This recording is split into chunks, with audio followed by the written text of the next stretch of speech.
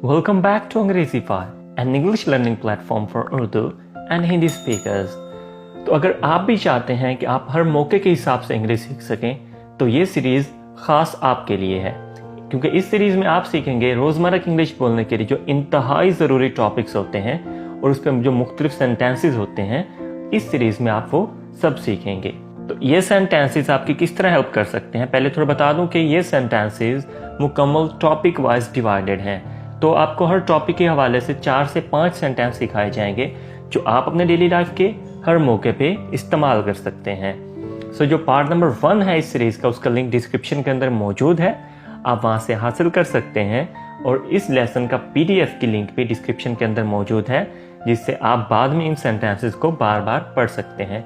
तो आप डिस्क्रिप्शन में दिए गए लिंक से वो PDF भी डाउनलोड ज़रूर कर लीजिएगा, लेकिन उससे पहले ये वीडियो एंड तक देखें, क्योंकि मुख्तलिफ सेंटेंसेस को बोलने का जो अंदाज़ होता है वो भी मुख्तलिफ होता है और वो अंदाज़ आपको इसी वीडियो के अंदर सिखाया जाएगा।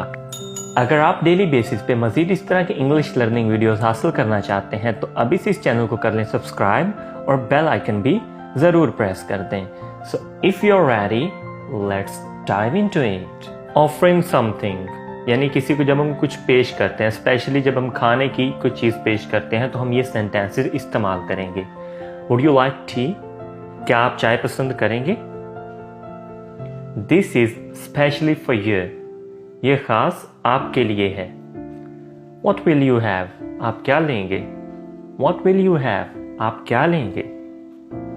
Please take a little bit more, मेहरबानी करके थोड़ा और लें।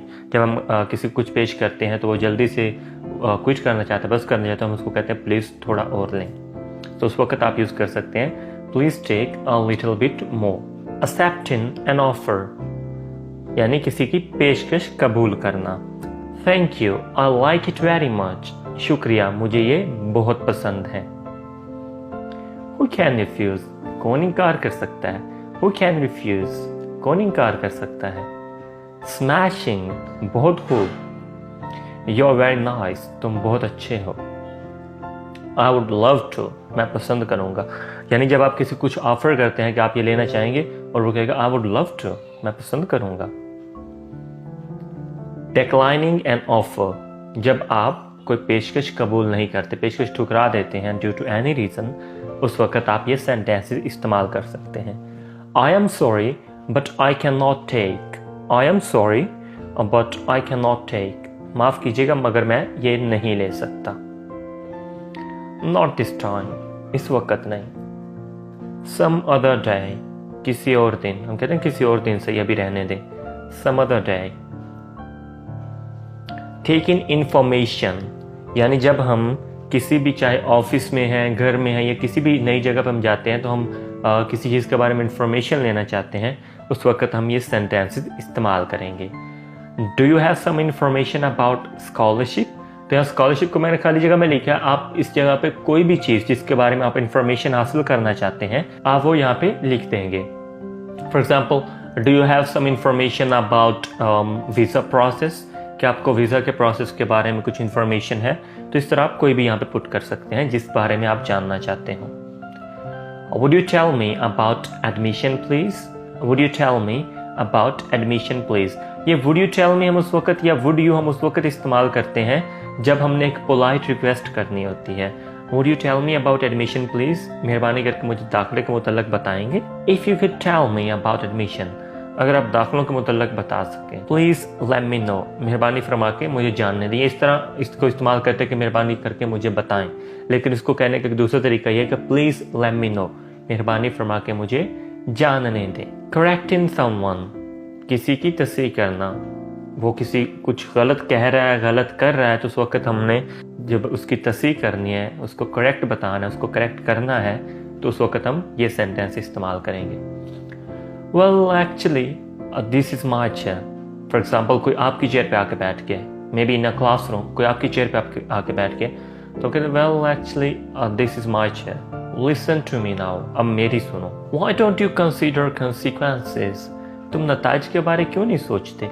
For example, someone is doing a mistake, कि वो कुछ कर रहा है लेकिन वो उसके नतीजे के बारे नहीं सोच रहा, तो आप उसको कहते हैं कि तुम नताइज के बारे क्यों नहीं सोचते? Why don't you consider consequences? आप या कोई काम है जो बहुत ज़्यादा मुश्किल और किसी के बस का नहीं, तो आप वहाँ पे कह देते हैं Why don't you consider the drill in it? क्या आप मतलब आप इसके अंदर जो आपको ड्रिल होना है, जो आपको इतना हार्ड वर्क होना है, उसके बारे में आप क्यों नहीं सोचते? Ponder it again.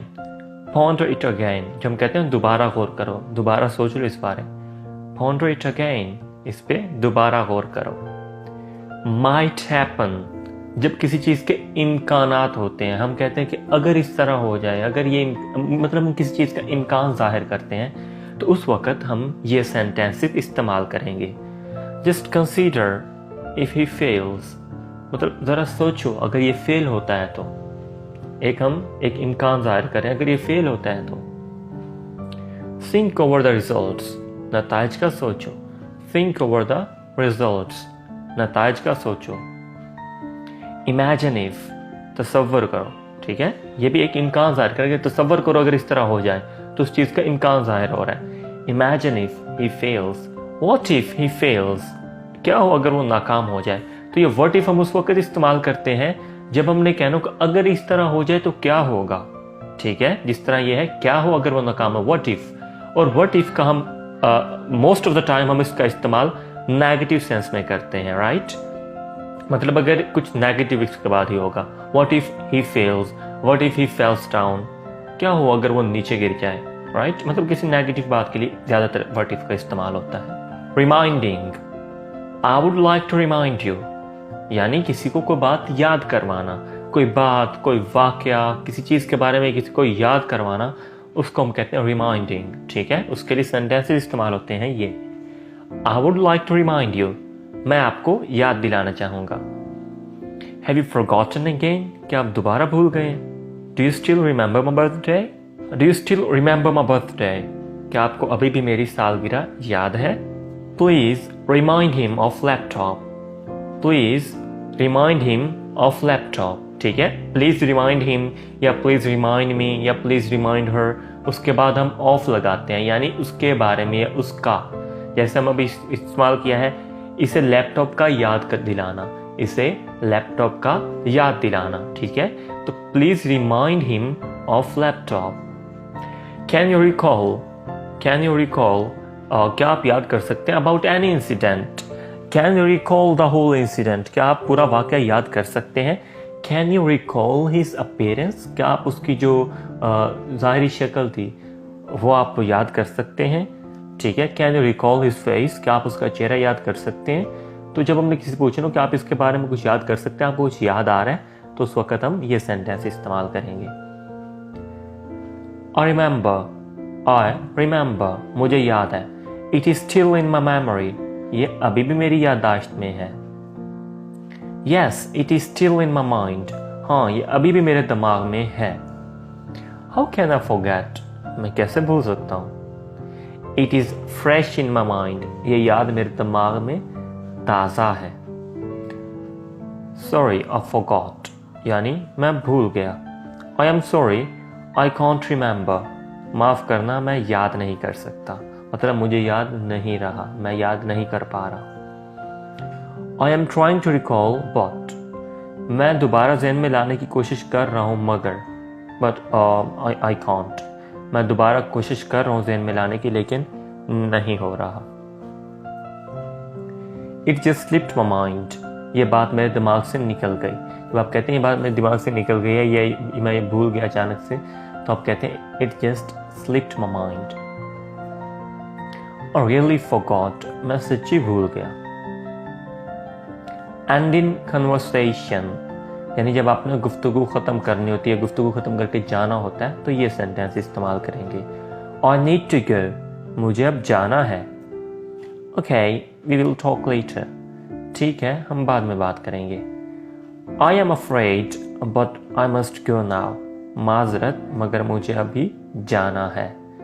I think it's better go now, मेरा ख्याल है अब जाना बेहतर है। सेइंग गुड बाय, जब आप किसी को रुखसत करते हैं, खुदा हाफिज कहते हैं, उस वक़्त आप ये सेंटेंस इस्तेमाल करेंगे। टेक केयर, अपना ख्याल रखना। सी यू सून, जल्द मिलेंगे। It's nice to meet you, आपसे मिलकर खुशी हुई। गॉड बी विद यू, खुदा तुम्हारा हामी हो। बेस्ट विशेस, नेक ख्वाहिशात के साथ। चेंजिंग द सब्जेक्ट, मौजू बदलना। ठीक है, जब आप एक मौजू पे बात करते उकता जाते हैं, जिसमें कोई मसला आ रहा होता है आपको, तो आप कहते हैं छोड़ो यार मौजू बदलते हैं, तो उस वक्त आप ये इस्तेमाल करेंगे।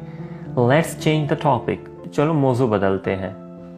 शैल वी पोस्टपोन दिस टॉपिक, क्या हम इस मौजू को मुलतवी कर दें, यानी हम इस पे बाद में बात करें कभी। We better leave this topic, हम इस मौजू को छोड़ देना चाहिए।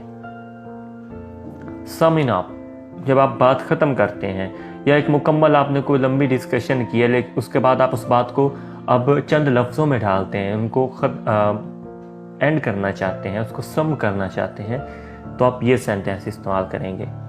इन शॉर्ट, ठीक है, इन शॉर्ट मुख्तसर ये कि आगे आप वो बात कर देंगे। सो briefly we can say, so briefly we can say, तो इख्तिसार से हम कह सकते हैं, आगे आप वो बात कर देंगे जो आप कहना चाह रहे हैं। So the final result is, तो आखिरी नतीजा ये निकला, या आखिरी नतीजा निकलता है।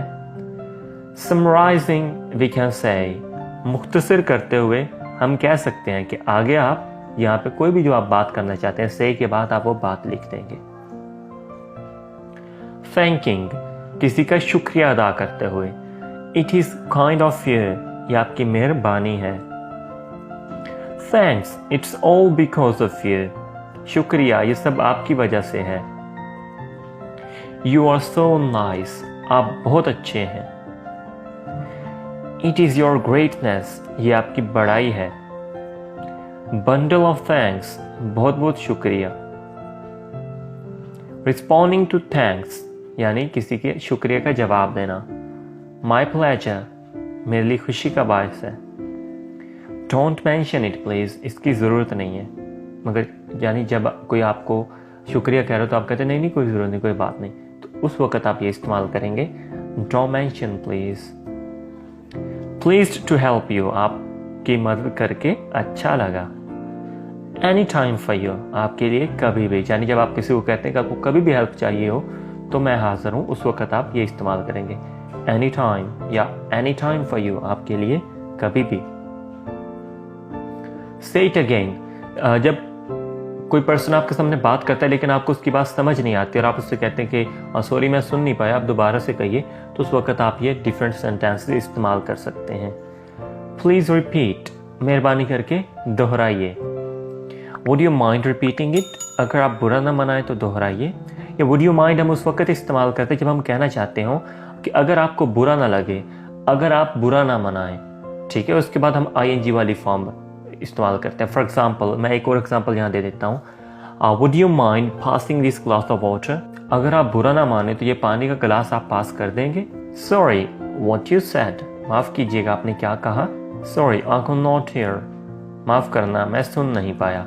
और अब ये वर्ड है जो आप इन सब के तौर पे इस्तेमाल कर सकते हैं, ठीक है। फॉर एग्जाम्पल, आप ये एक वर्ड ऐसा है, ये एक वर्ड ऐसा है जो आप सारी बात के लिए कह सकते हैं। अगर आप सिर्फ ये कहेंगे ना पार्डन, तो इसका ये मतलब होगा कि मैंने आपकी बात सुनी नहीं है, प्लीज़ दोबारा कहिएगा। लेकिन ये थोड़ा सा एडवांस वर्ड है, तो मे बी हमारे यहाँ लोगों को इसकी समझ ना आए, तो आप उसकी जगह पे पिछले सेंटेंसेस भी इस्तेमाल कर सकते हैं। oblige to do, कुछ करना ज़रूरी हो, जब कोई काम करना आपके लिए ज़रूरी होता है, आप पे एक तरह की ड्यूटी होती है, फ़र्ज होता है, तब आप ये इस्तेमाल करेंगे। am I supposed to do it, कैसा करना मेरे ज़िम्मे है।